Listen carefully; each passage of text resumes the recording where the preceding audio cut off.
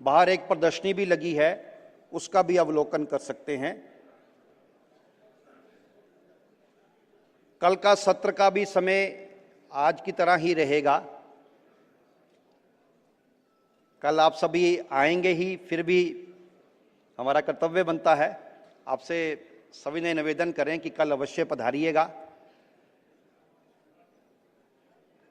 एक हम बात का ध्यान रखते ही हैं कि जो मोबाइल फ़ोन्स हैं वो कम्युनिकेशन के अंदर तो लाभ देते ही हैं, लेकिन सत्र के अंदर अगर बच जाए तो थोड़ा डिस्टर्बेंस भी होता है।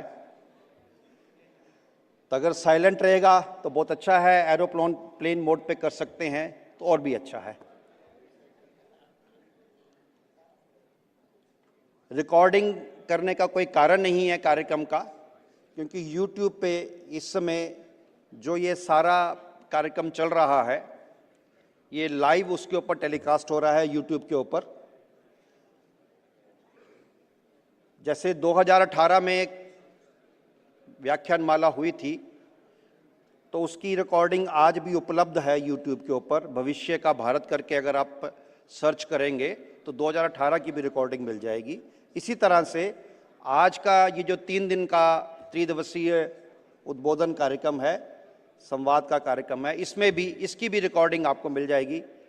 तो आपको कोई कारण नहीं बनेगा रिकॉर्ड करने का। हमारे मध्य तरह तरह की स्ट्रीम्स के अधिकारी आए हैं। हमारा सौभाग्य है पूज्य सरसंघचालक जी, माननीय सर कार्यवाह जी हमारे मध्य आ गए हैं।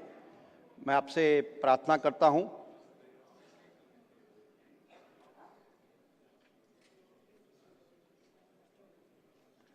भारत माँ के चरणों में पुष्प अर्पण कर आज के द्वितीय दिवस के कार्यक्रम को शुभारंभ करें। पूजनीय सरसंघचालक जी व माननीय सर कार्यवाह जी के साथ उत्तर क्षेत्र के क्षेत्र प्रचारक आदरणीय श्री पवन जिंदल जी, क्षेत्र संचालक, और दिल्ली के माननीय प्रांत संचालक डॉक्टर अनिल अग्रवाल जी, कल हम सबके मध्य आप सभी मंचासीन अधिकारियों का परिचय आया ही था। अभी वंदे मातरम से आज के कार्यक्रम को प्रारंभ करते हैं। वंदे मातरम, वंदे मातरम, सुजलां सुफलां मलयज शीतलां शस्य श्यामलां मातरं वंदे मातरं। शुभ्रज्योत्स्नां पुलकितयामिनीं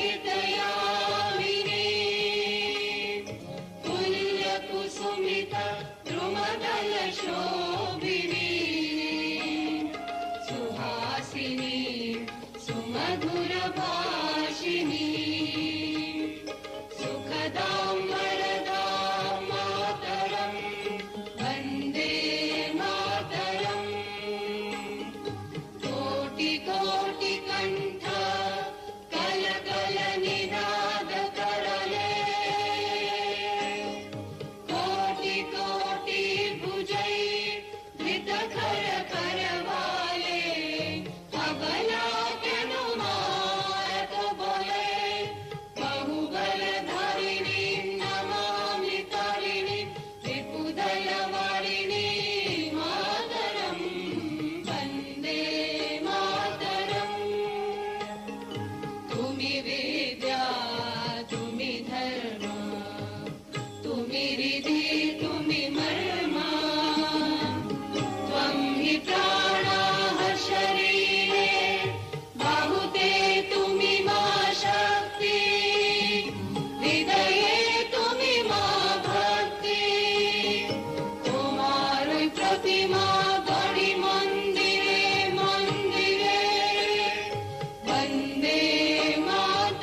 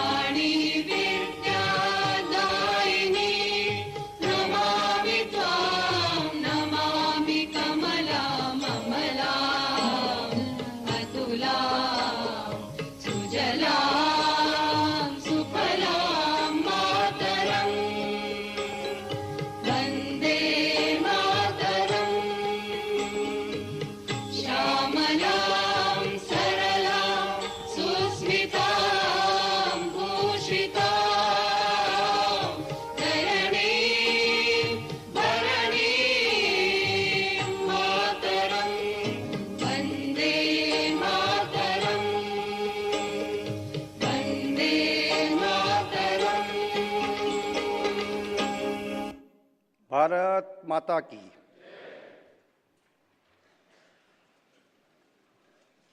त्रिदिवसीय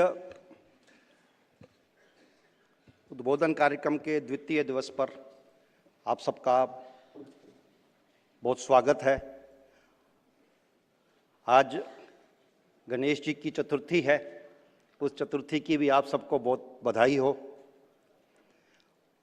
गणेश जी का आशीर्वाद आप हम सबके साथ बना रहे। मंचासीन अधिकारियों का कल परिचय हम सबके समक्ष आया था। पूज्य सरसंघ चालक जी, माननीय सर कार्यवाह जी, सबसे दाएं हाथ पे पूज्य सरसंघ चालक जी के दाएं हाथ पे उत्तर क्षेत्र के क्षेत्र संघ चालक आदरणीय डॉक्टर पवन जिंदल जी, और सबसे जो मेरे दाएं हाथ पे हैं डॉक्टर अनिल अग्रवाल जी, आप दिल्ली प्रांत के माननीय प्रांत संचालक हैं।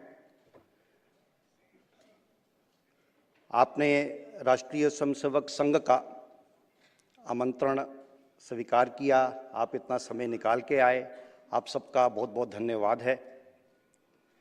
जैसा कल आप सबके समक्ष बात आई थी, कुछ हो सकता है हम में से आज पहली बार आए हों।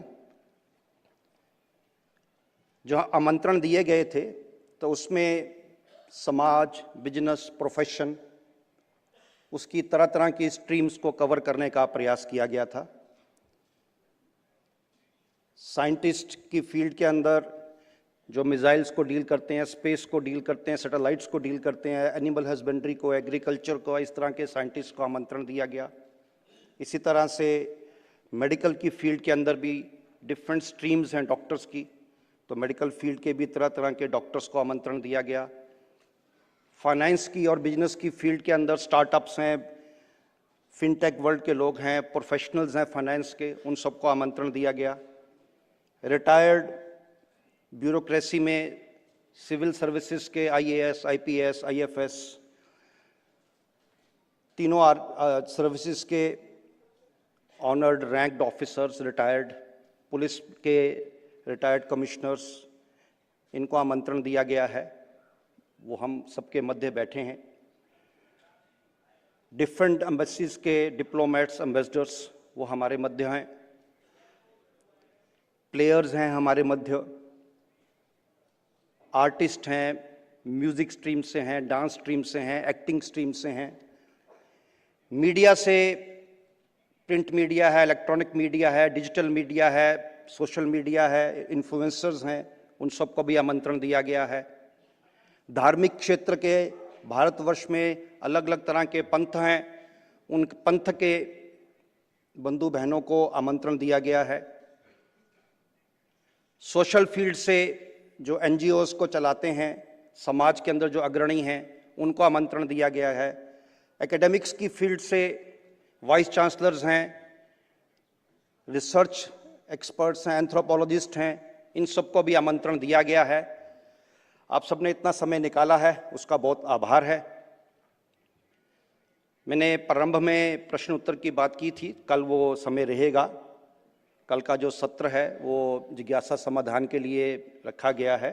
पूज्य सरसंघ चालक जी हम सबके समक्ष आज जितने भी आपकी जिज्ञासाएं आएंगी, कल भी काफ़ी जिज्ञासाएं आई हैं।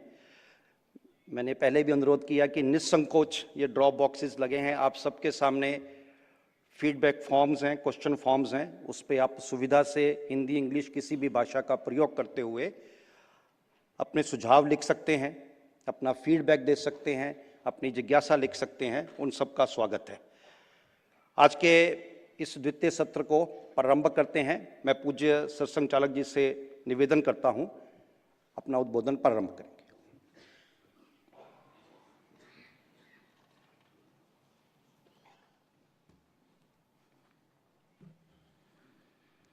माननीय सरकार्यवाह जी, उत्तर क्षेत्र के माननीय संघ चालक जी, दिल्ली प्रांत के माननीय संघ चालक जी, संघ के अन्य अधिकारीगण, उपस्थित समाज जीवन के सभी क्षेत्रों में अपनी उपस्थिति की सार्थकता को दर्ज करने वाले सभी सुधी जन, माता भगिनी,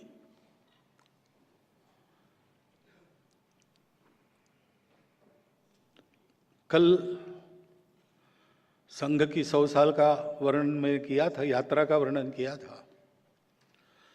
किस प्रकार उपेक्षा और विरोध के वातावरण में संघ स्वयंसेवकों ने अपने निष्ठा के बलबूते स्वयं को दांव पर लगाकर संघ को इन सब कालखंडों से पार किया।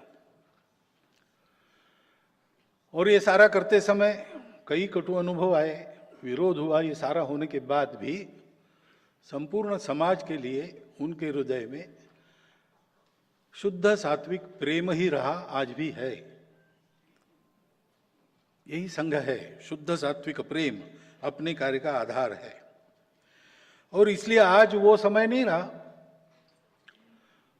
अनुकूलता है, समाज की मान्यता है, विरोध बहुत कम हो गया है, और जो है उसकी भी धार भूतरी हो गई है, उसका परिणाम नहीं होता।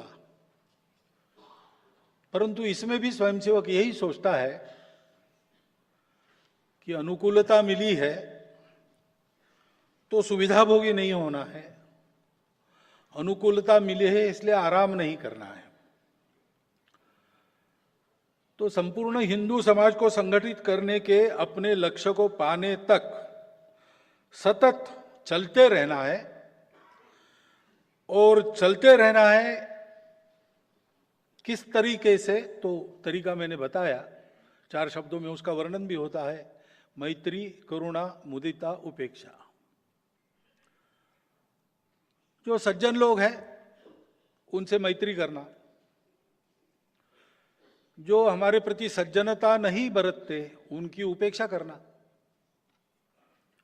कुछ अच्छा होता है, किसी ने भी किया हो, अपने विचार का समर्थक हो न हो, विरोधी भी हो, लेकिन अच्छा करता है तो आनंद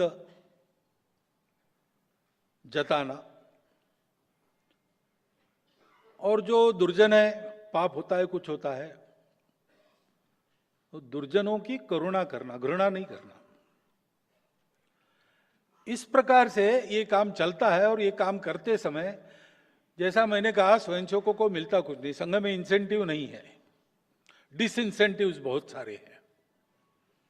जब पूछते हैं लोग कि आपको क्या मिलेगा संघ में आके हमको क्या मिलेगा, तो मैं तो सीधा जवाब देता हूं, तुमको कुछ नहीं मिलेगा, तुम्हारे जो पास है वो भी चला जाएगा।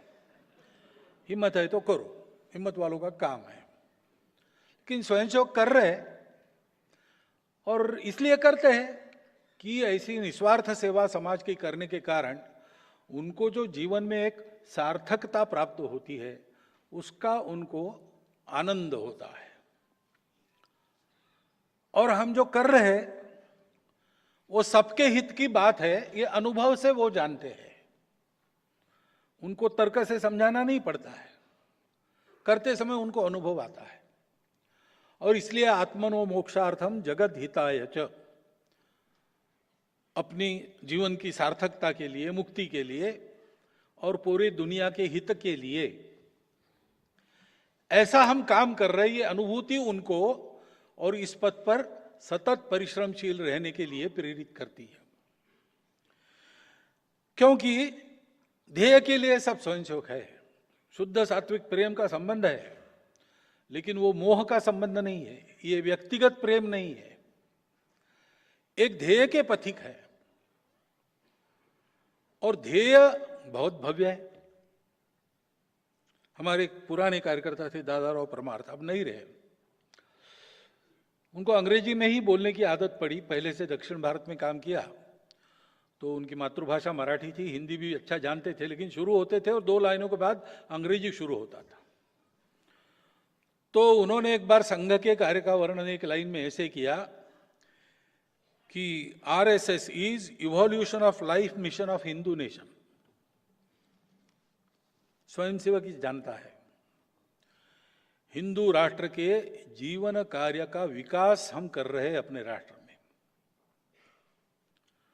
So what is the life mission of Hindu nation? तो हमारा हिंदुस्तान जो है उसका प्रयोजन ही है विश्व कल्याण। जैसा मैंने कहा, राष्ट्र नेशन नहीं, हमारे यहाँ नेशन स्टेट होता है हमारा स्टेट के बावजूद बना राष्ट्र है। क्योंकि जैसा मैंने कहा कि विकास के क्रम में खोजते खोजते दुनिया ने अंदर खोजना बंद कर दिया, भारत ने चालू रखा। बहुत प्राचीन समय की बात है, हिस्ट्री के पहले है। और खोजते खोजते उनको अंदर एक तत्व मिल गया जो सबको जोड़ता है, सब स्तरों पर जोड़ने वाला चौथा तत्व। शरीर मन बुद्धि सब जानते हैं, लेकिन उनको जोड़ने वाला क्या है? व्यक्ति है, समूह है, सृष्टि है। व्यक्ति है, मानवता है, सृष्टि है। जोड़ने वाला क्या है? वो चौथा तत्व। वो हमारे ऋषि मुनि पूर्वजों को मिल गया और उसके जरिए उनको एक तो पता चला कि वास्तविक और शाश्वत सुख इससे मिलेगा, उपभोग से नहीं मिलेगा। उपभोग इंद्रिया करती है, देह नश्वर है, वो समाप्त हो जाता है। और दुनिया अगर चलनी है तो सब लोग अगर उपभोग के पीछे लगे तो स्पर्धा होती है, आपस में झगड़े होते हैं, दुनिया नष्ट होने की नौबत आती है, जैसा हम आज देख रहे हैं। और इसलिए इन उपभोगों पर, बाहरी सुख के दौड़ पर संयम लगाकर हम लोग अंदर खोजे तो अंदर अपने को शाश्वत, कभी फीके न पड़ने वाले सुख का उगम मिल जाएगा, स्रोत मिल जाएगा। उसको पाना ये मनुष्य जीवन का परम लक्ष्य है। और इससे सब लोग सुखी होंगे, सब लोग समन्वय के साथ बाकी सबके साथ रह सकेंगे, दुनिया के कलह समाप्त होंगे, दुनिया में शांति और सुख रहेगा। और दूसरी बात उस तत्व ने सिखाई कि दिखते सब अलग अलग है लेकिन सब एक है। एक है यानी सब अपने हैं। तो हिंदुत्व क्या है, हिंदूनेस क्या है, हिंदू की विचारधारा क्या है, सारांश अगर एक कहना है तो दो शब्द है, सत्य और प्रेम, अपनापन। दुनिया अपनेपन से चलती है, सौदे पर नहीं चलती, कॉन्ट्रैक्ट पर नहीं चलती, चल नहीं सकती। उस अपनेपन को सिखाना सारी दुनिया को, ये उन्होंने तय किया। अब ये करना है तो इक्के दुक्के का काम नहीं, उसके लिए एक फुल फ्लेज्ड एपरेटस चाहिए, एक पूरा राष्ट्र इसमें लगना चाहिए। इसलिए उनकी तपस्या से अपने राष्ट्र का निर्माण हुआ, ऐसा वेदों में वर्णन है।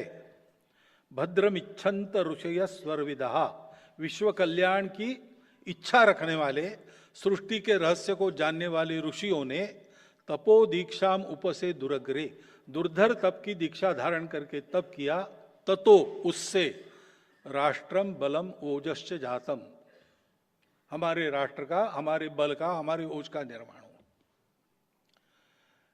और इसलिए परंपरा से हमारी संस्कृति ने सिखाया है हमको, पूर्वजों का आदेश। ये जीवन की विद्या क्या है? तो जीवन में विविधता है, सृष्टि में विविधता है, परस्पर विरोध भी है, वो विविधता है, टकराती भी है। लेकिन ये सब विविधता एकता का ही आविष्कार है। तो उन सबको मानना, उन सबको संभालना और संभालते हुए साथ लेकर सबको चलना, सब सुखी हो। Maximum good of the maximum people नहीं, सर्वे भी सुखिनः सन्तु, सब सुखी हो, सर्वत्र का भला। हमारी विचारधारा में यही है। और ऐसे चलना तो एक समन्वय स्थापित करना पड़ेगा। उस समन्वय स्थापित करने के लिए मनुष्य को, क्योंकि वो बुद्धिमान है, सृष्टि का स्वामी वो बना है, सृष्टि उससे चलती है, बनती है, बिगड़ती है, उसको अपने ऊपर संयम लाना पड़ेगा, अपना कुछ छोड़ना पड़ेगा। कबूतर है और बाज है, बाज का भक्षक कबूतर है। बाज कबूतर का पीछा करने लगा, राजा ने पहचान लिया इसके पीछे बाज लगा है, डर गया है, उसको छुपा लिया। बाज आया, उसने राजा को कहा कि यहाँ एक कबूतर आया था, मुझे भूख लगी, उसको खाने वाला हूं मैं, वो कहाँ है? तुमने छुपा के रखा है, उसको छोड़ो। तो शिबी राजा ने कहा वो शरणागत है, उसकी रक्षा करना मेरा धर्म है, मेरी प्रजा है, उसकी रक्षा करना मेरा धर्म है, मैं तुमको उसे खाने नहीं दूंगा। अब देखो, सृष्टि में विविधता है और परस्पर विरोधी भी है। एक तरफ बाज है, एक तरफ कबूतर है। कानून से चलते, केवल कानून से, तो बुद्धि का तर्क है। वो क्या कहेगा, या तो कबूतर को मारो या तो बाज को मारो, देयर इज नो सॉल्यूशन। वो बाज कहता है शिवी राजा को कि तुम धर्म की दुहाई दे रहे हो, लेकिन मुझे प्रकृति ने धर्म दिया है मांस खाना, मैं उसको नहीं खाऊंगा तो तुम्हारे जैसे शाक सब्जी खा के नहीं जी सकता। तुम मेरे धर्म की हानि कर रहे हो और अपने धर्म की दुहाई दे रहे हो, ये धर्म नहीं है। क्योंकि धर्म पहले, मध्य में, अंत में, सदा सर्वदा सर्वत्र सबके लिए सुखदायी ही होता है। जहां दुख पैदा होता है वो धर्म नहीं है। अब ये समस्या है और इसका धार्मिक निदान क्या है? शिबी राजा कहेगा तुम्हारी बात ठीक है, तुमको मांस खाए बिना तुम्हारा जीवन नहीं चलेगा और अपना जीवन चलाना है, प्रत्येक का धर्म है। तो तुम्हारा भी धर्म रहे, कबूतर भी बचे, मेरा भी धर्म रहे। तो तुमको मांस खाना है, कबूतर का ही खाना है, ये नियम नहीं है। कबूतर के वजन के बराबर मेरा मांस काट के मैं देता हूं, तुम खाओ। मनुष्य को धर्म को रखना पड़ता है, उसके लिए त्याग करना पड़ता है, और धर्म की रक्षा करने से सबकी रक्षा होती है, सारी सृष्टि ठीक चलती है। जो डाइवर्सिटीज है उसका मैनेजमेंट ठीक से होता है, बिना किसी डाइवर्सिटी को समाप्त किए होता है।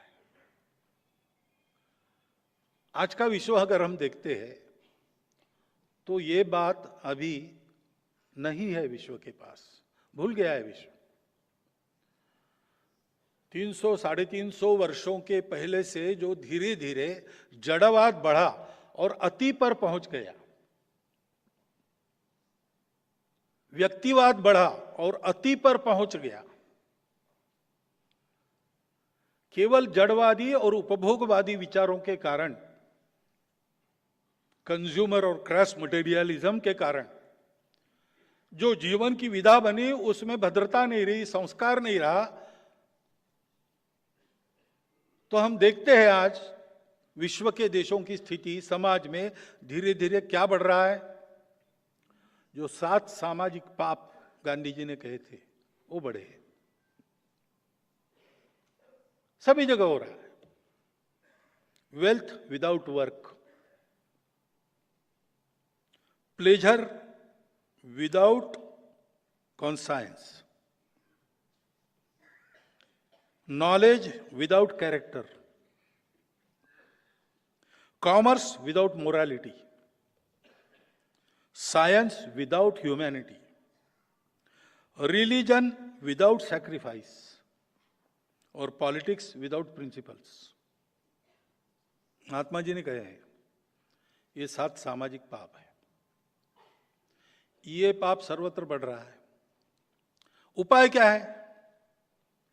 अगर उपभोग ही जीवन का लक्ष्य है और अगर जड़ दुनिया में सत्य कुछ नहीं है, ये नष्ट होगा, बाद में किसने देखा है, तो फिर जीवन का कुछ अर्थ ही नहीं रहता। क्योंकि जन्मे हम अपनी इच्छा से नहीं है और मरेंगे कैसे हमको पता नहीं है।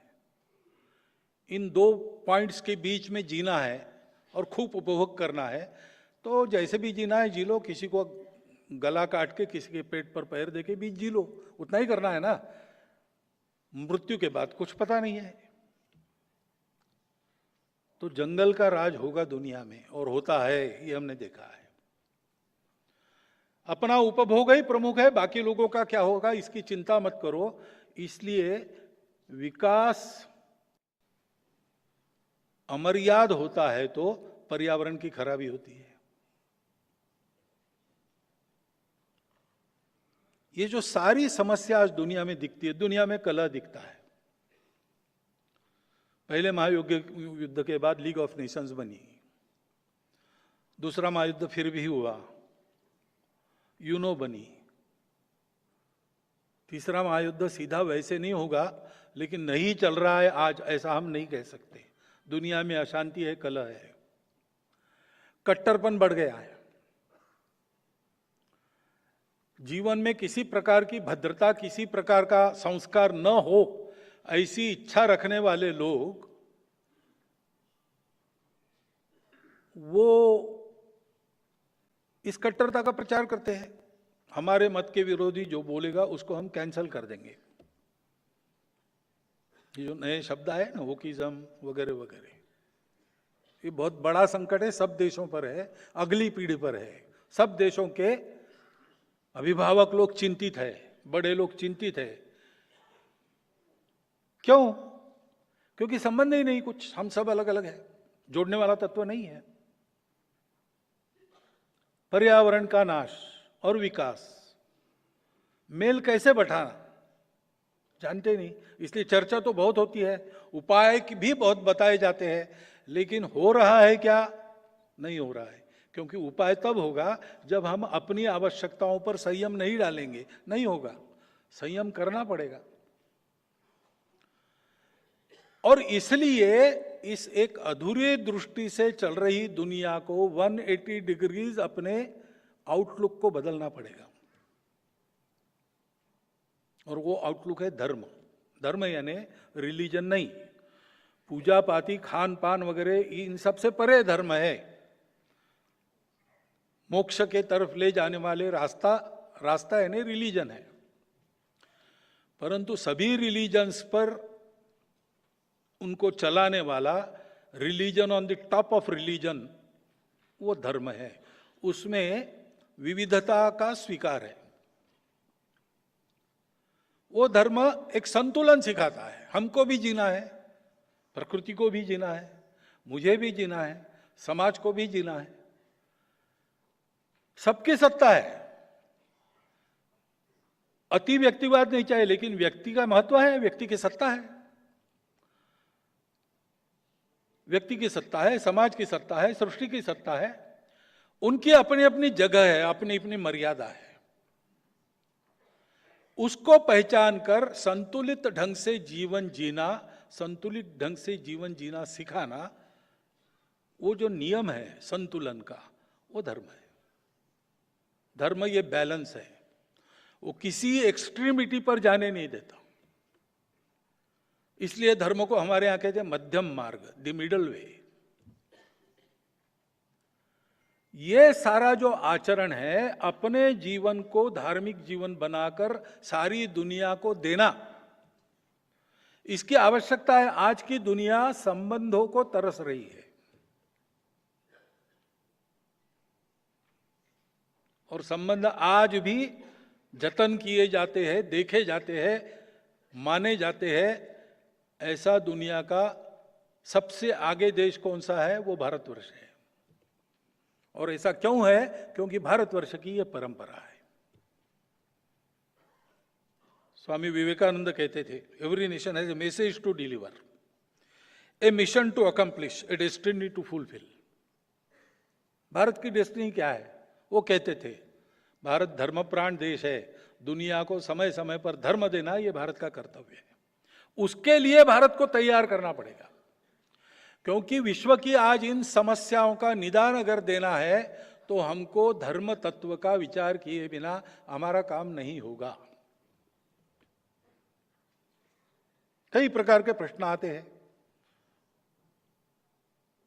आर्थिक उन्नति के प्रश्न आते हैं, लेकिन आर्थिक उन्नति पर्यावरण के लिए नाशक बनती है।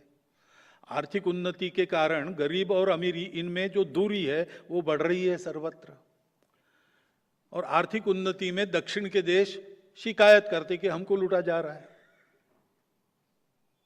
चर्चाएं होती है, उपाय सुझाए जाते हैं, कुछ लिपापोती के जैसे उपाय हो भी जाते हैं, परंतु समस्याएं गई नहीं है। इसकी चर्चा बहुत हो रही, इन सब बातों की, शांति की चर्चा हो रही, पर्यावरण की चर्चा हो रही, उदारता की चर्चा हो रही, उपाय भी बहुत सुझाए जा रहे हैं, अच्छे अच्छे लोगों ने इसमें काम किया है, परंतु result is far away and going far away. क्योंकि प्रामाणिकता से इसको सोचकर इसके लिए आवश्यक संयम त्याग जीवन में लाना, इसके लिए आवश्यक संतुलित विचार अपने बुद्धि का बनाना, ये काम करना पड़ेगा। उसके लिए धर्म दृष्टि को जानना पड़ेगा। ये धर्म, ये यूनिवर्सल है। वो हम भारत के लोग धर्म की बात करते हैं तो भारतीय खोज नहीं है, सृष्टि के प्रारंभ से वो अस्तित्व में है। जैसे गुरुत्वाकर्षण है, गुरुत्वाकर्षण है, आप मानो या आप मत मानो, वो तो आपकी मर्जी है। गुरुत्वाकर्षण पहचान कर मान कर चलेंगे तो बहुत बातें आपकी सरल हो जाएगी, नहीं मानेंगे तो आपको ही ठोकर लगेगी। ऐसे एक छोटे से कण का स्फोट होके इतना सारा विश्व बना। उसकी जो गति है उसको पहचान कर उसको ठीक से चलाने वाला जो एक प्राकृतिक नियम है वो धर्म है। उसको पहचान कर अपने जीवन में एक अनुशासन लाना पड़ता है, संयम लाना पड़ता है, त्याग लाना पड़ता है। और इसलिए यह धर्म विश्व धर्म है। हिंदू समाज संगठित होगा तो क्यों होगा? विश्व धर्म प्रकाशेण विश्व शांति प्रवर्तकई। विश्व शांति का प्रवर्तन करने वाला विश्व धर्म दुनिया को देने के लिए। धर्म सर्वत्र जाना चाहिए, इसका मतलब सब जगह जाके कन्वर्शन नहीं करना है। धर्म में कन्वर्शन होता नहीं। धर्म एक सत्य तत्व है जिसके आधार पर सब चलता है। जिसके आधार पर सब चलता है वही धर्म है। उसको स्वभाव कहते हैं, उसको कर्तव्य कहते हैं। वो पानी का धर्म है जलाना, बहना, अग्नि का धर्म है जलाना, ऐसा हम कहते हैं। तो एक प्राकृतिक गति जो है उसको पहचान के उसके आधार पर पुनर्रचना मनुष्य जीवन की करनी पड़ेगी। वो प्राकृतिक गति पहचान कर चलना यानी धर्म से चलना है। इस धर्म जीवन को देना है, और बाय नॉट बाय प्रीचिंग और conversion, not by preaching, not by conversion, by example, by practice. और इसलिए भारतवर्ष का जो लाइफ मिशन है वो ऐसा जीवन जीना है, ऐसा मॉडल खड़ा करना है जिसका अनुकरण विश्व कर सके, अपने अपने प्रकृति के आधार पर अपने अपने वैरायटी में उसका पुनरुत्पादन कर सके, पुनर्निर्माण कर सके। मुझे याद आता है 91 में मैंने लक्ष्मणराव भिड़े जी, जो उस समय हमारे क्षेत्र के भी प्रचारक थे, उनका एक बौद्धिक वर्ग सुना, एक संघ शिक्षा वर्ग के उद्घाटन में। तो भारत के बाहर रहने वाले लोग थे, उनका था वर्ग। तो उन्होंने उनको कहा कि देखो, सब जवान लोग थे, बिलो 30। उनको कहा कि ये बाहर जो हिंदू संगठन का काम चलता है उसमें आपकी ये तीसरी पीढ़ी है। पहली पीढ़ी ने ये दिखा दिया कि संघ की शाखा सब जगह चल सकती है। जहाज पर शुरू हुई और आज विदेशों में संघ के स्वयंसेवक वहां के हिंदुओं को संगठित करने का काम अलग अलग संगठनों के माध्यम से कर रहे हैं। ये शाखा पद्धति ही लेकर चलते हैं, वो सब जगह अच्छा जीवन उत्पन्न कर सकती है। दूसरा, उन्होंने कहा कि दूसरे पीढ़ी ने ये सिद्ध किया कि संघ के स्वयंसेवक बनने के बाद ये शाखा ट्रेनिंग है उससे मनुष्य अतिरेकी उपभोग, व्यसन आदि आदि बुरी आदतों से दूर रहता है। उसका परिवार अपने प्रकृति के अनुसार चल सकता है।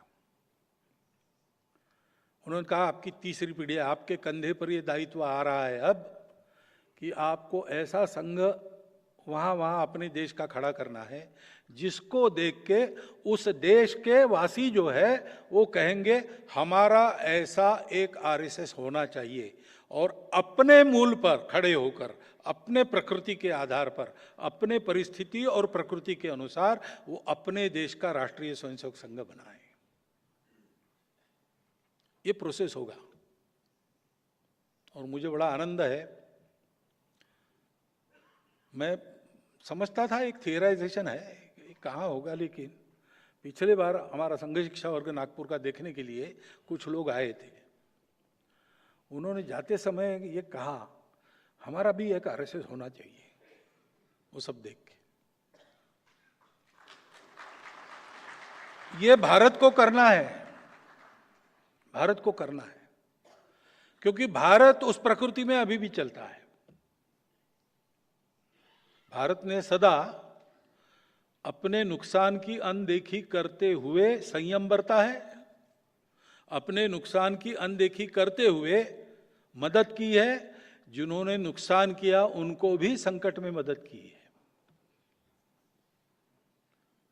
व्यक्ति का अहंकार, उसके कारण शत्रुता बनती है, राष्ट्रों के अहंकार के कारण शत्रुता राष्ट्रों की बनती और कायम रहती है।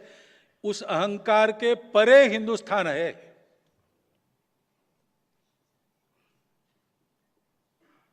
लेकिन व्यक्ति जीवन से लेकर तो पर्यावरण तक सारी बातों में कैसा रास्ता हो, ये दिखाने के लिए भारत के समाज को अपना उदाहरण पेश करना पड़ेगा। अब ये बात 40 साल पहले भी हमारे द्वितीय सरसंघ चालक पूजनीय गुरु जी, उनके भाषणों में कई बार आई है। रज्जू भैया सरसंघ चालक थे, उसके बाद उन्होंने सुदर्शन जी को सरसंघ चालक बनाया। उसके पहले 1-2 प्रतिनिधि सभा पहले उनका प्रतिनिधि सभा में उन्होंने कहा था कि अब हमको विश्व की बात करनी चाहिए। तो विचार तो पहले से था, परंतु ये विचार बोलने में तो था हमारे, लेकिन हम कहते किसी को, आज जो मैं बोल रहा हूं वो उस समय अगर मैं बोलता, एक तो बुलाने से आप आते नहीं, क्योंकि हमारी वो स्थिति नहीं थी, और आकर भी आप सुनते नहीं। अगर सुनते तो कहते कि ये कुछ सपना देख रहे, ये होने वाला है नहीं। भारत की भी वैसी स्थिति नहीं थी, आज है। आज भारत की वैसी स्थिति है, आज संघ की ऐसी स्थिति है। जो मैंने कहा अनुकूलता है, क्यों है? सारा समाज मानता है, विचार को मानता होगा, नहीं मानता होगा, परंतु हमारी साख को मानता है, उसका विश्वास है। और इसलिए हम कुछ बात कहते हैं तो समाज सुनता है, और इसलिए 100 साल पूरे हो रहे हैं। आगे का पड़ाव क्या है? तो आगे का ये पड़ाव रहेगा हमारा कि जो हम संघ में कर रहे हैं वो सारे समाज में हो। चरित्र निर्माण का काम, देशभक्ति जगाने का काम, और सारे समाज में हो नहीं रहा ऐसा नहीं है, करने वाले लोग हैं। यही काम अन्य अन्य पद्धति से करने वाले लोग हैं, व्यक्तिशाह करने वाले लोग हैं, संगठन भी है। उत्तम चारित्र संपन्न जीवन निर्माण करना अपने उदाहरण से, ऐसा जीवन जीने वाले व्यक्ति है।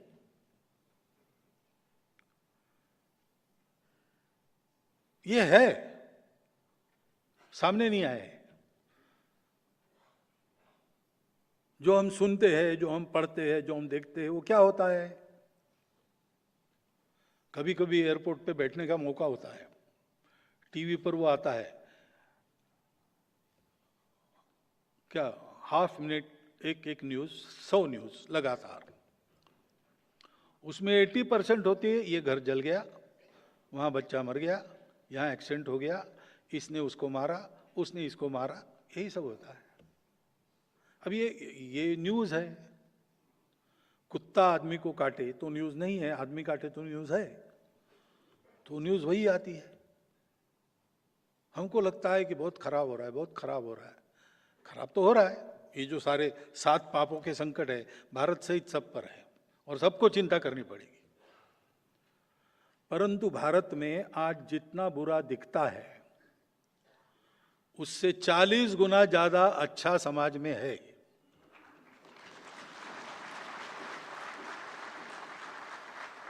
कोई केवल मीडिया रिपोर्ट के आधार पर भारत का मूल्यांकन करेगा तो वो गलत ही होगा। ये हम प्रत्यक्ष जानते हैं, मिलते हैं हमको लोग, जो अपना कुछ बिना लाभ के सेवा कर रहे हैं, गरीब लोग सेवा कर रहे हैं। अरे भाई, तुम्हारे अपने खाने के लाले ये क्यों करता है तू? पूछा मैंने एक को, प्राइमरी टीचर था, नौकरी छोड़ दी, उसकी पत्नी नौकरी करके घर चलाती थी, और ये क्या करता था, रास्ते पर कोई अनाथ मिला, किसी भी आयु का हो, उसको घर में लेके आता था, और वो अच्छा बन जाए अथवा वो समाप्त हो जाए तब तक उसकी सेवा करता था। हमने उनको पूछा कि आप तो लोअर इकोनॉमिक ग्रुप में हो, आय की दृष्टि से कैसे चलता? और 40 लोग उसके घर में पड़े थे उस दिन। तो ये क्यों करते हो? तो बोले मुझे अच्छा लगता है, मुझे समाधान मिलता है। ऐसे बहुत लोग हैं भारत में। धर्म का व्याख्यान मैं यहां दे रहा हूं, लेकिन धर्म को जीने वाले गांव गांव में मिलेंगे आपको, शहरों की झुग्गी झोपड़ियों में भी मिलेंगे। ये सारा जो भारत का बल है, जो आज बिखरा है लेकिन सक्रिय है, उसको एक पूरक रचना में बांधना है।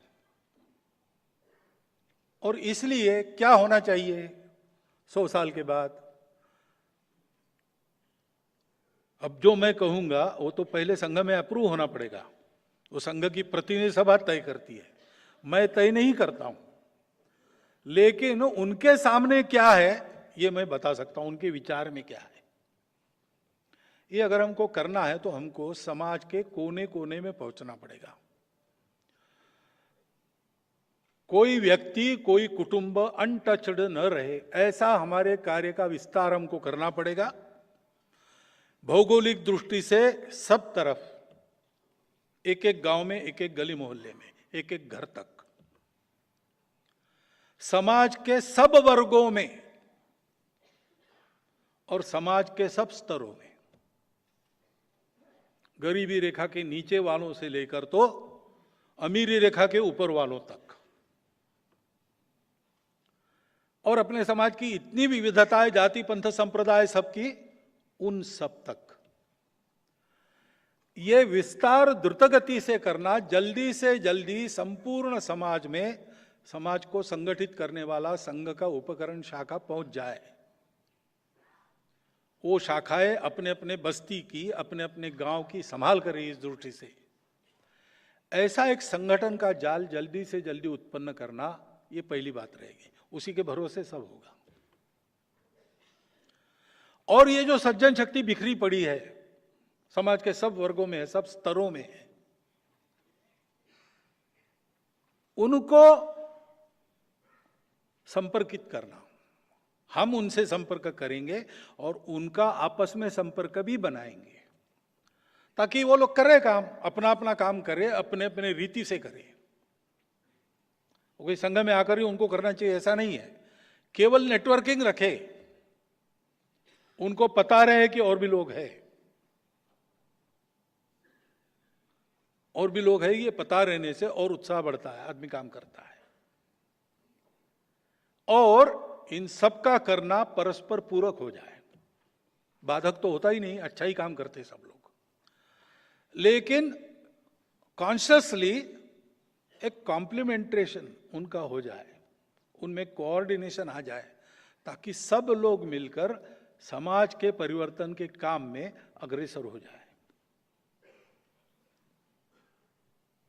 दूसरी बात है कि ये होना है तो इतना बड़ा समाज है, इतनी सारी विविधताएं हैं, और जैसा मैंने कहा कि सृष्टि की विविधताएं परस्पर विरोधी भी होती है, किसी कारण टकराव भी पैदा होते हैं।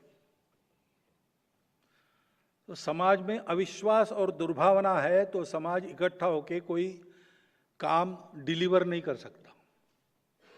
इतना बड़ा काम समाज को करना है तो उसको तैयार होना पड़ेगा। उसके लिए आपस में सद्भावना अतिशय आवश्यक काम है। तो हम प्रयास करेंगे कि समाज के ऐसे सब जो वर्ग है, उनको चलाने वाले लोग होते हैं, उनके मुखिया लोग होते हैं, उनके ओपिनियन मेकर्स होते हैं, ऐसे लोगों में परस्पर नित्य संबंध बना रहे और परस्पर नित्य संबंध के चलते वो मिलते रहे और मिलकर वो 3 काम करे। जिस वर्ग से वो संबंधित है उस वर्ग की उन्नति, भौतिक और नैतिक दोनों प्रकार की, रूढ़ी कुरीतियों से उनकी मुक्ति, उनके जीवन में सुधार, उसके साथ साथ उनको ये एहसास हो सबको, अपने वर्ग के लोगों को, कि हमारा एक वर्ग है समाज का, हमारी एक विशिष्टता है, लेकिन उसके बावजूद हम इस पूरे समाज के अंग है, पार्ट एंड पार्सल। ये पूरा समाज रहेगा तो हमारा अस्तित्व रहेगा, और हमारा बढ़ना पूरे समाज के बढ़ने का कारण होना चाहिए। ये एक समझदारी उनकी बने, ये पहला विषय है।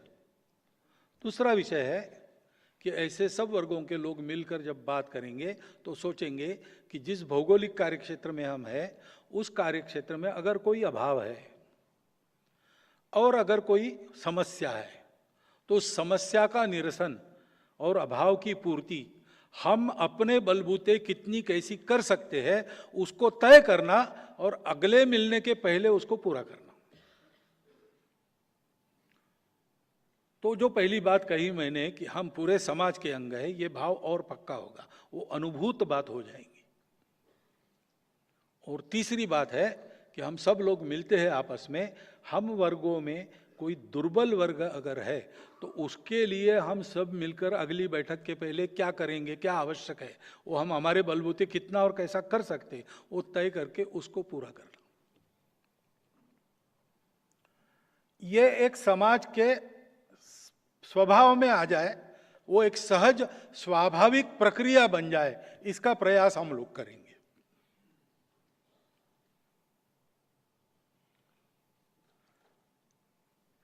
सद्भावना, सकारात्मकता की बात आती है। सकारात्मकता भी चाहिए, क्योंकि सारा सुन के समाज भी कभी कभी निराश हो जाता है, निराशा नहीं आनी चाहिए। इन दोनों बातों को जब सोचते हैं तो और एक विषय आता है कि अपने देश में, अपने समाज के इतने सारे परंपरा से ही वर्ग है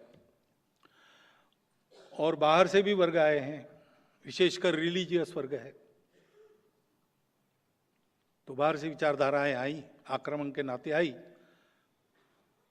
लेकिन किसी कारण उनको स्वीकार जिन्होंने किया वो तो यहीं के है और आज है, यहीं है। तो विचारधारा भरे रहे विदेशी, क्योंकि हिंदू विचार तो वसुधैव कुटुंबकम वाला होता है, हर रास्ते को अच्छा मानता है। बोलने की बात नहीं है, संतों ने साधना करके दिखा दिया। रामकृष्ण परमहंस ने और इस्लाम की, ईसाइयत की भी साधना की और कह दिया कि वो भी वहीं पहुंचते हैं, जो तो मत तो पथ। तो समाज का सामान्य स्वभाव ऐसे विचार करने का है। लेकिन जो दूरियां बनी है, वो दूरियां पाटने के लिए दोनों ओर से कुछ करने की आवश्यकता है। वो होने के लिए कुछ संवाद बने, परस्पर दर्द समझ ले, परस्पर के प्रति दूरी, विश्वास, दूरी बनी है, अविश्वास जो है उसको पाट कर निशंक होकर सब लोग एक देश के, एक समाज के, एक राष्ट्र के अंग के नाते अपनी विविधताओं के बावजूद समान पूर्वजों के वंशज, समान संस्कृति की विरासतदार बनकर आगे बढ़े। ये तो सद्भावना और सकारात्मकता के लिए अत्यंत आवश्यक बात है। उसमें भी हम संभल संभल के, सोच समझ के एक एक कदम आगे बढ़ाने की बात कर रहे हैं। ये सब संशोधकों के विचार में है। और अभी मैंने इतना दिया कि धर्म दृष्टि लेके ऐसा विकास होगा, वैसा, तो भाई होगा, ये थियरी ठीक है, उदाहरण दिखा दो। तो हम जो बोल रहे हैं उसके आधार पर हमको चिंतन करना पड़ेगा बहुत, क्योंकि ये दृष्टि तो एक जनरल ठीक है, उसको अब अप्लाई करना है तो परिस्थितियां क्या है, समय क्या है, देशकाल परिस्थिति के अनुसार क्या बदलना है, क्या नहीं बदलना है, ये सब सोच के आज के परिस्थिति में, आज के समाज में ये कैसे हो सकता है, इसके उदाहरण खड़े करने पड़ेंगे। ये अपने देश को भी करना पड़ेगा राष्ट्रीय स्तर पर, क्योंकि अगर विश्व को ये रास्ता मिलना है तो एक पूरा देश इन तत्वों के आधार पर कैसे चल सकता है, इन मूल्यों को कायम रख के उसका देशकाल परिस्थिति अनुरूप प्रतिमान क्या होगा, अर्थनीति की बात आती है। हम कहते हैं कि हमारी अर्थनीति तो विकेंद्रित उत्पादन वाली होगी, एबंडेंट उत्पादन वाली होगी, मास प्रोडक्शन नहीं, प्रोडक्शन बाय मासेस होगा, लेस एनर्जी कंजम्पशन, पर्यावरण के लिए हितकारी होगी, रोजगार देने वाली होगी, मानवीय होगी, तकनीकी भी होगी तो मानवीय होगी। होगी ठीक है, लेकिन अभी बताओ, तो इसके प्रतिमान खड़े करने में स्वयंसेवक लगे हैं पहले से। पूरे देश के लिए कैसा हो सकता है, इसका पहले चिंतन होना चाहिए। उस चिंतन में केवल संघ वाले रहे ऐसा नहीं है, बहुत सारे आर्थिक दृष्टि से प्रवीण लोग हैं, जानने वाले लोग हैं, अलग अलग मत होते ही है, इश्यूज पर मत हमेशा अलग अलग होते हैं। मूल्यों, इन मूल्यों के बारे में किसी का मतभेद नहीं रहता है, लेकिन इसका एप्लीकेशन कैसा करे, इसके 1000 तरीके हो सकते हैं, 1000 मत हो सकते हैं। उन सब ने बैठकर इसकी चर्चा चलाकर एक प्रतिमान खड़ा करना जो व्यावहारिक है और जो एक रास्ता दिखाएगा। ये राष्ट्रीय स्तर पर भी होने की बात है, स्थानीय स्तर पर भी होने की बात है। छोटे छोटे स्थानीय प्रतिमान खड़े करने में तो अब स्वयंसेवक आगे बढ़े हैं, यश है। केवल स्वयंसेवक नहीं, और भी लोगों ने ऐसे प्रतिमान खड़े किए हैं। उन सब से नेटवर्किंग करना, एक्सचेंज करना, ये सब चल रहा है। परंतु इन सब के एक सुसूत्रता के आधार पर पूरे देश का ऐसा चिंतन बनाना, एक प्रतिमान प्रस्तुत करना, इसकी आवश्यकता है। इस दिशा में हमको आगे बढ़ना पड़ेगा, हम लोग आगे बढ़ेंगे।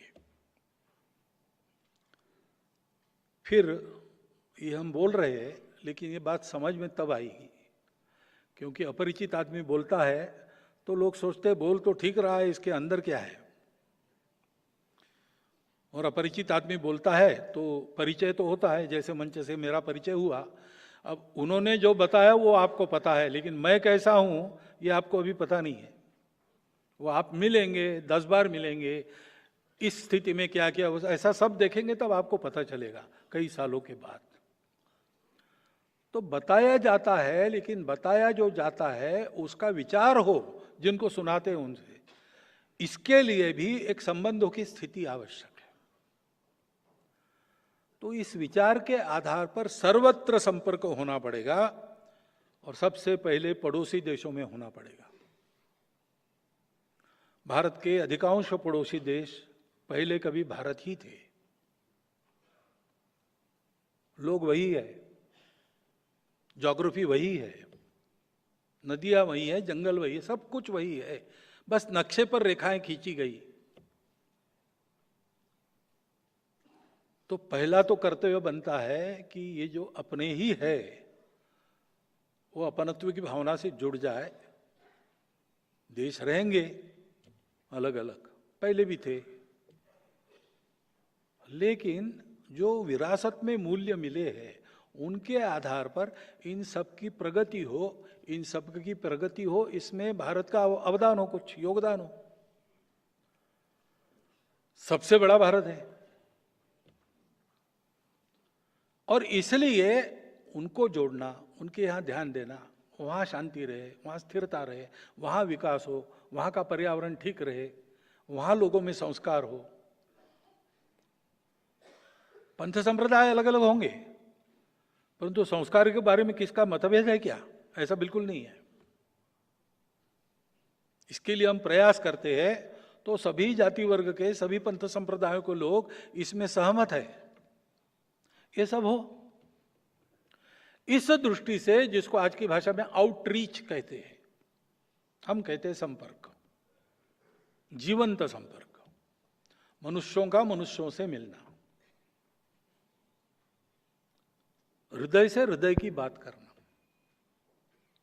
Man to man contact, heart to heart talk, यह शुरू होना चाहिए। उसमें से जो विकसित होगा, उस वातावरण के चलते ये संबंध परस्पर पूरक बनेंगे, अच्छे बनेंगे, विश्व के लिए उपकारक बनेंगे।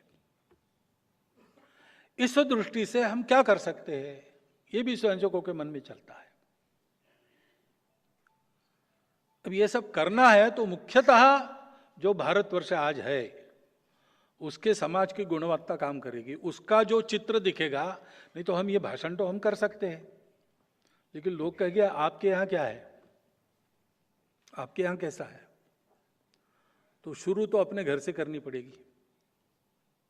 इसलिए इस हमारे विस्तार के आधार पर हमने सोचा है कि एक संगठित कार्यशक्ति खड़ी हो और संगठित कार्यशक्ति के आधार पर समाज का परिवर्तन हो।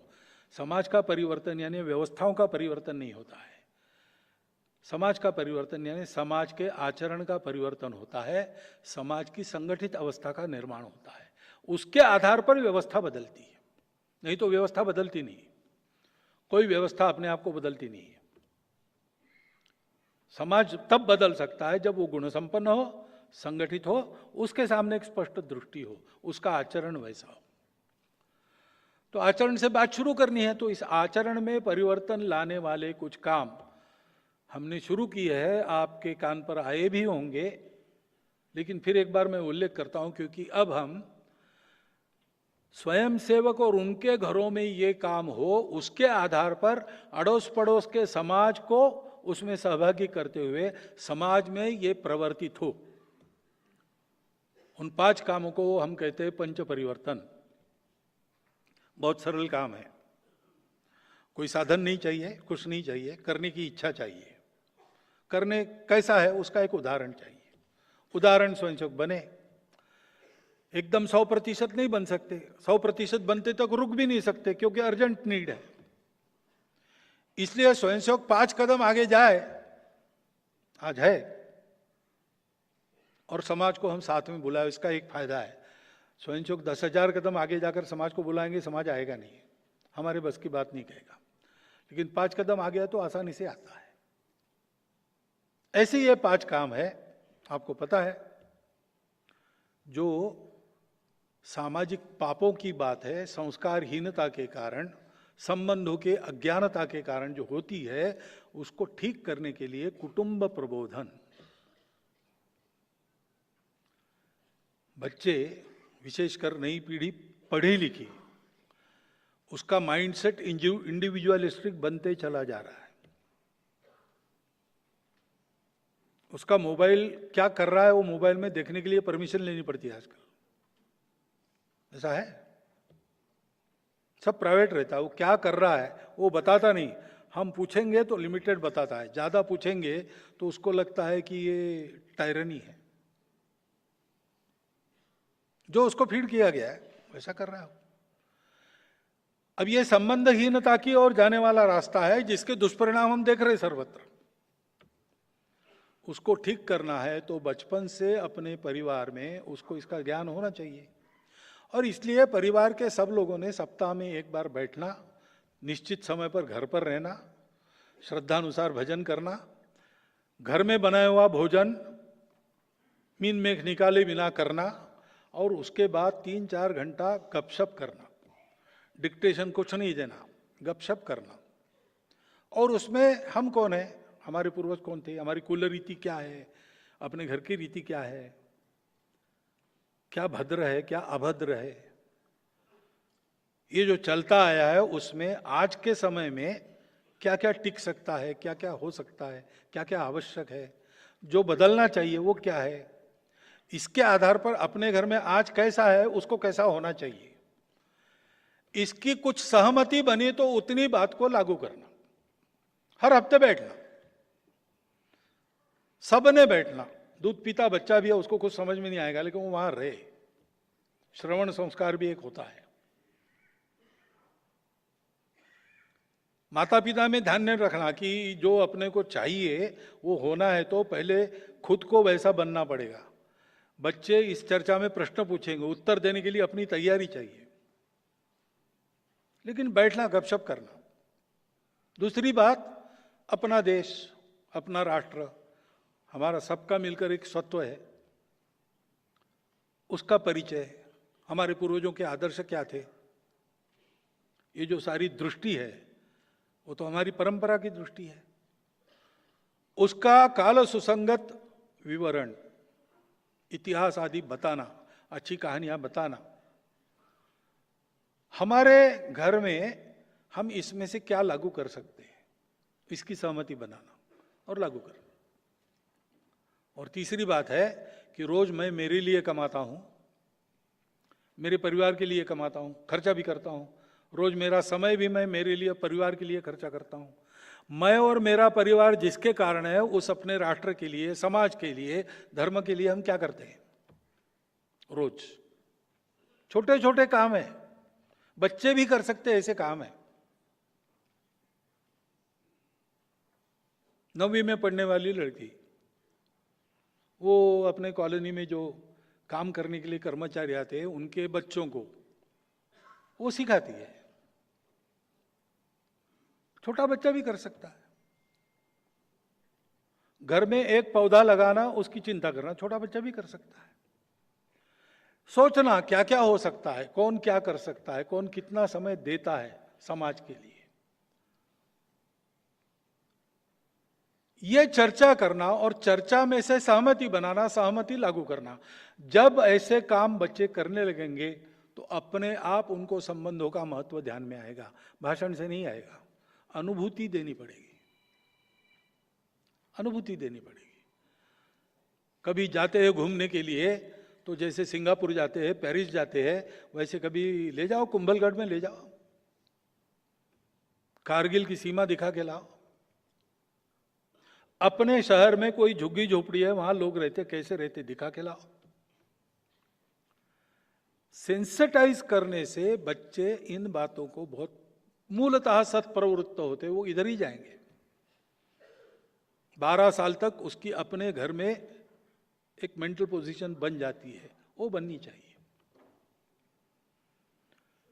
यह है कुटुंब प्रबोधन। दूसरा जो सबको समझ में आता है और तुरंत लोग उसका अनुकरण भी करते, पकड़ लेते, वो है पर्यावरण। अब नीतिगत बातें तो बड़ी है, उसको बदलने में बहुत समय लगेगा। इतने आगे बढ़ गए हम लोग कि अगर तुरंत मुड़ेंगे तो गाड़ी उलट जाएगी। वो तो एक लंबा घुमावदार आर्क लेके धीरे धीरे घूमना पड़ेगा। लेकिन अपने जीवन में कुछ करने की छोटी बातें तो हम कर सकते हैं। अभी 3 बताई है, पानी बचाओ, सिंगल यूज प्लास्टिक हटाओ और हरियाली पेड़ लगाओ, और उत्साह से लोग करते हैं। इससे मनुष्यों में एक मानवीयता भी आती है, पर्यावरण का सुधार भी होता है। इसके सामूहिक उपक्रम चलते हैं, उसमें भाग लेना, अपने घर में ये करना। तीसरी बात है सामाजिक समरसता, जो करने में कठिन है लेकिन करनी ही पड़ेगी। समानता, समता की बात करना तो आसान है, लेकिन ये विषमता कहाँ है? व्यवस्थाएं विषमता वाली क्यों बन जाती है?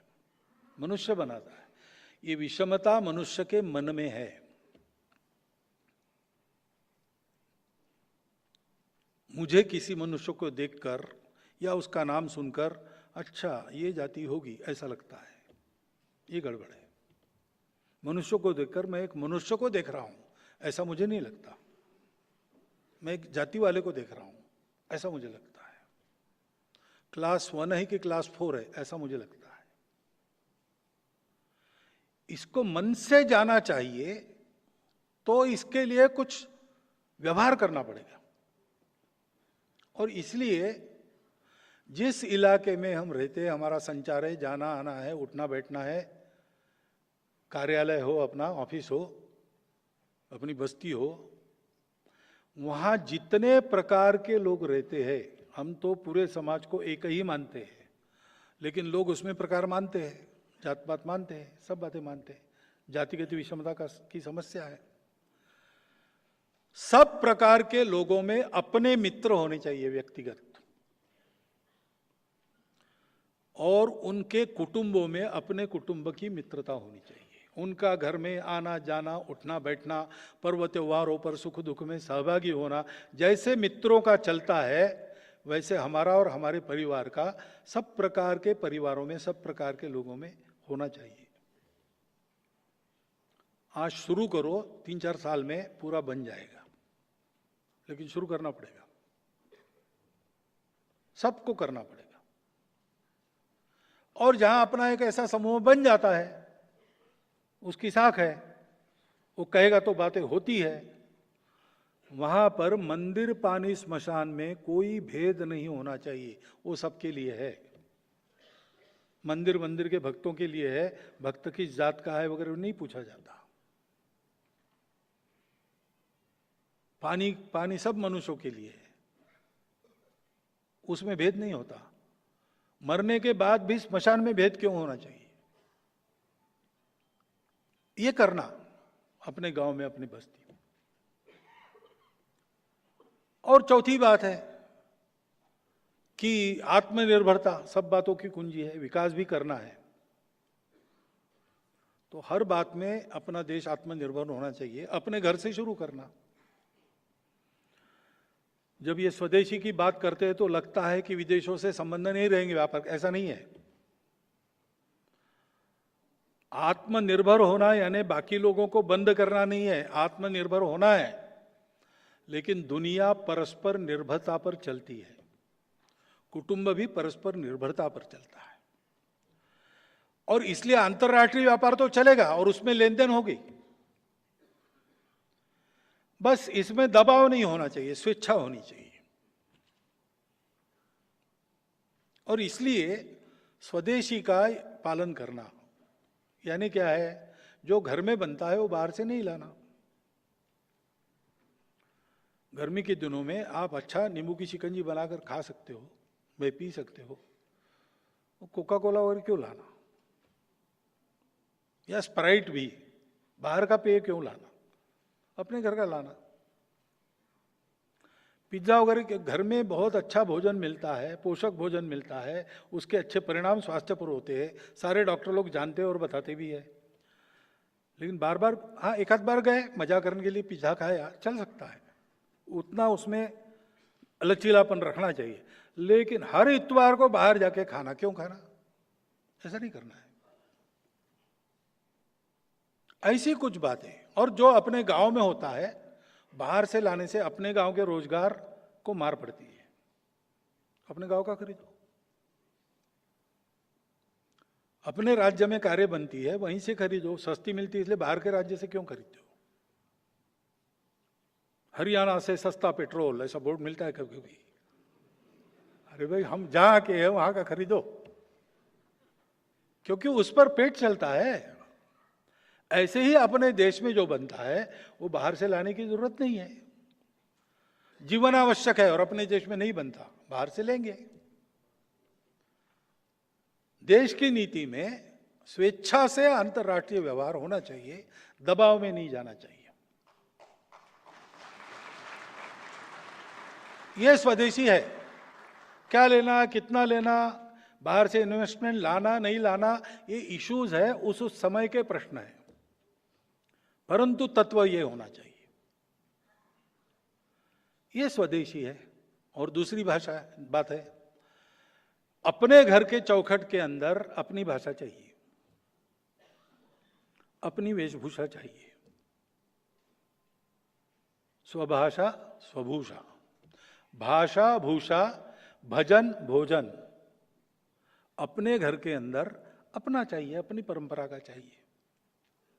भ्रमण और भवन भी, अपना भवन अपनी परंपरा से होना चाहिए। बहुत अच्छा घर बनाया और पूजा घर नहीं बनाया तो हिंदू परंपरा का घर नहीं होगा। पूजा घर रहता है, अच्छे स्थान पर रहता है। पूजा घर बनाने को कहा तो कर रहे, तो सीढ़ी के नीचे तो त्रिकोण आता है ना, उसमें बना दिया, ऐसा नहीं करना। ठीक से भाषा भूषा भजन भवन भ्रमण भोजन। भ्रमण यानी वही मैंने कहा कि कुंभलगढ़ लेके जाओ लोगों को, जाओ पेरिस सिंगापुर भी देखो, दुनिया देखनी चाहिए, लेकिन कुंभलगढ़ भी देखो और झुग्गी झोपड़ी भी देखो, अपने लोग हैं वहां रहने वाले, अपने बंधु हैं। कल हो सकता है उसमें से एक आधा अरबपति बने और अपने सामने बड़ी बिल्डिंग बनाए। इस अपनत्व के साथ अपने घर के चौखट के अंदर अपना व्यवहार करना। ठीक है, फुल पैंट में रहना पड़ता है, पाश्चात्य वेश में रहना पड़ता है, कोई विरोध नहीं। वैसे देखा जाए तो अपना वेश पराया वेश नहीं होता। जो विधिवत कन्वीनियंट है वो पहनना, परंतु हमको धोती पहनने आती ही नहीं, ऐसा नहीं होना चाहिए। हमारे देश के आबोहवा के अनुसार हमारी ये परंपरागत वेश बने हैं, कम से कम पर्व त्योहारों पर उसको पहनना चाहिए। ये स्वबोध है। अपना हस्ताक्षर हम कर नहीं सकते अपनी भाषा में, छोटी बात है, बदल दो। अगर अंग्रेजी में करते हो तो अपनी भाषा में करो, जहां आवश्यक है वहां अपनी भाषा के शब्द प्रयोग करो। ये वृत्ति है, स्व का बोध होने से जो आदमी बनता है, स्व के आधार पर ही प्रगति होती है। ये चौथा है। और पांचवा है, हर हालत में संविधान, नियम, कानून इसका पालन करके चलना। कोई भड़काऊ बात हो गई, कानून हाथ में नहीं लेना। उसने हमको चिढ़ाया, उसमें हमारा अपमान किया, उसने हमारे श्रद्धा को गाली दी, इसलिए हम उसको, ये नहीं, ये है ना तो ये गुनाह है, गुनाह है, पुलिस में जाओ। पुलिस कुछ करे इसके लिए थोड़ा सा छोटा सा आंदोलन करना पड़े, करो। तरीके हैं, ये सारे विरोध करने के तरीके हैं। अपवाद केवल एक है, अभी सामने प्राण पर ही संकट है, कुछ किया नहीं तो मारा ही देगा, तब तो आत्मसंरक्षण का अधिकार सबको है। परंतु ऐसा बहुत कम बार होता है।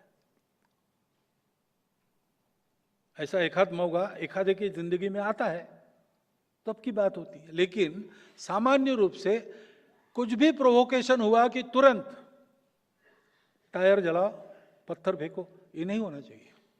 हाथ में कानून लेके बात नहीं करनी चाहिए। इसका लाभ लेते हैं उपद्रवकारी लोग, इसका लाभ लेते हैं, हमको तोड़ने में इसका उपयोग करते हैं। और प्रोवोक नहीं होना और गैर कानूनी आचरण नहीं करना, अपने बिल समय पर भरना, लाइसेंस आदि एक्सपायर होने के पहले रिन्यू करना, ये सब अपने देश के लिए करने के काम है। दैनंदिन जीवन में देशभक्ति क्या होती है? एक जमाना था तब देश के लिए फांसी झूलना पड़ता था, तो हंसते हंसते फांसी गए अपने पूर्वज। लेकिन आज देश के लिए 24 घंटा जीने की जरूरत है। और वो जीना ऐसे होता है, छोटी छोटी बातों में भी समाज का, देश का, सबका ख्याल करके अपने आप को रखना। मैंने एक लोटा पानी डाला तो क्या होगा? अकाल पड़ा तो राजा ने कहा कि शिवजी का अभिषेक करो दूध से, सब लोग एक एक लोटा दूध लेके आओ। तो एक चतुर आदमी था, उसने सोचा सब लोग दूध डालेंगे, मैं एक लोटा पानी डालूंगा, किसको समझ में आएगा? तो गया, देखता है तो सब पानी ही है वहां, क्योंकि सभी लोग अक्लमंद थे। ऐसे विचार नहीं करना है।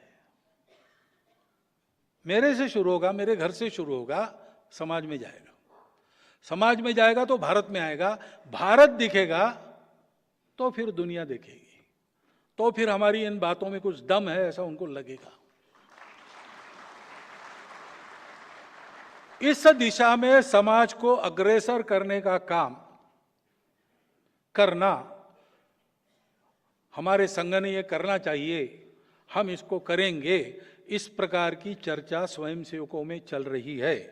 उस चर्चा के बाद निर्णय होगा, और निर्णय में इतना लग रहा है लोगों को इसमें से कई बातें तो होगी, पंच परिवर्तन बात तो होगी ही होगी, लेकिन बाकी भी बातें मैंने की है उस दिशा में आज नहीं कल होना है।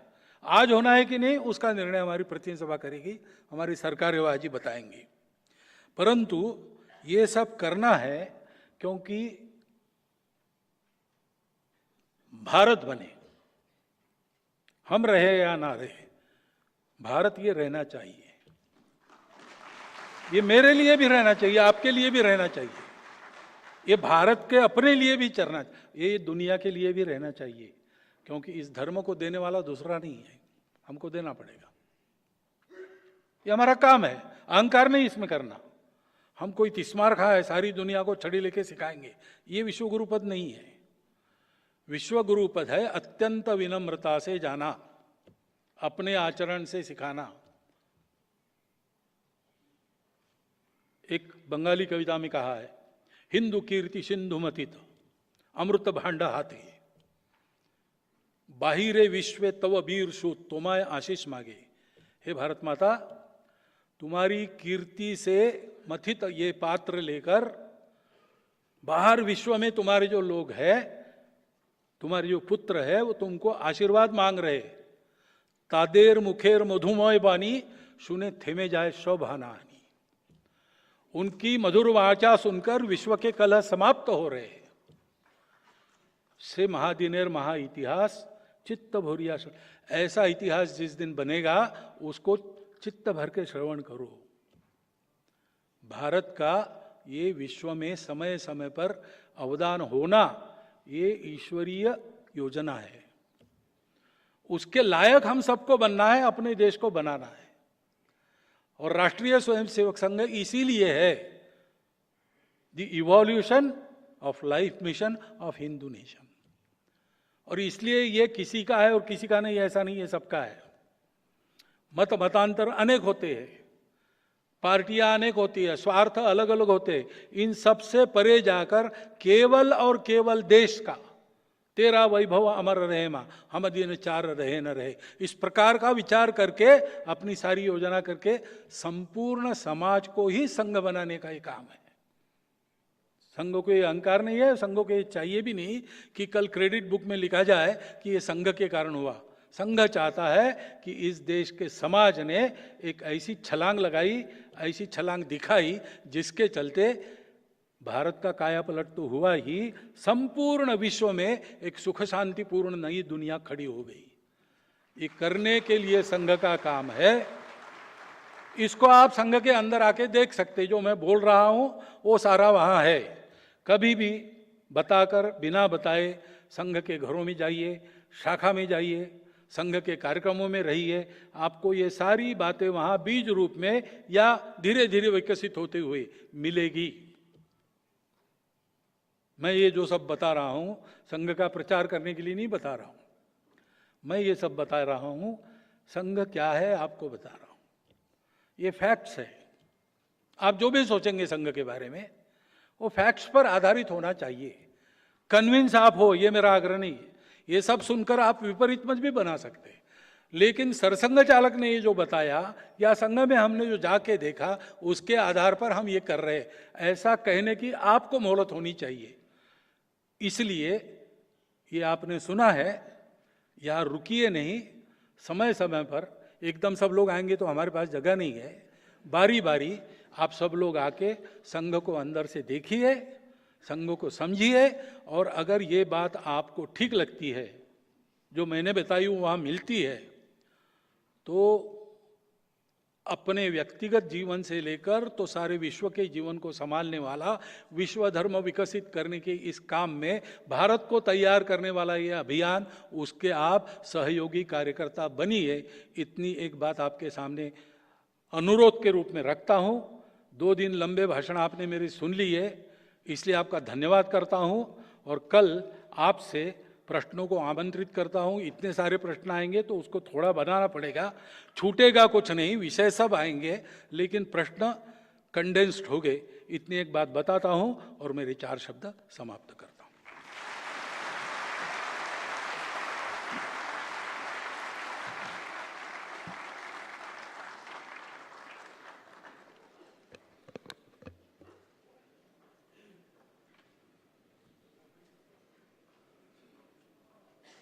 पूजनीय सरसंघ चालक जी का आज इस त्रिदिवसीय कार्यक्रम के द्वितीय दिवस के ऊपर उद्बोधन का बहुत बहुत आभार है। कल भी हम सब मिलेंगे ही, आपसे निवेदन है कल भी अवश्य पधारिएगा। अभी राष्ट्रगान रहेगा, उसके पश्चात बाहर चाय व जलपान की व्यवस्था है, आप सभी लेके जाइएगा। पुस्तकों का स्टॉल है, वहाँ से आप कोई भी मनपसंद की पुस्तक ले सकते हैं। प्रश्न जो आपने लिखे हैं अपने, वो कृपया करके जो ड्रॉप बॉक्सेस हैं इसमें डाल दीजिएगा। अभी राष्ट्रगान के लिए हम सभी खड़े होंगे।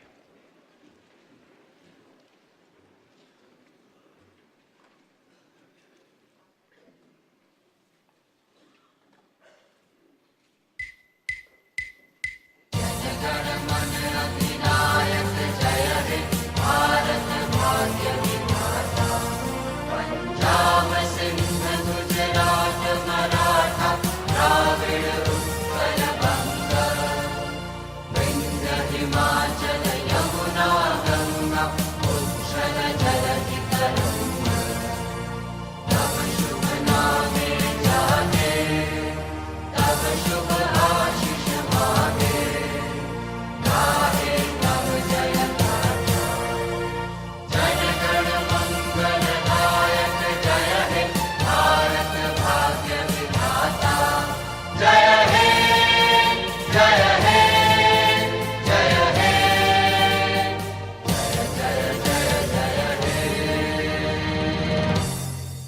बहुत आपका आभार है, बहुत बहुत आपका धन्यवाद। कल की तरह आज भी आपकी गाड़ियां जो हैं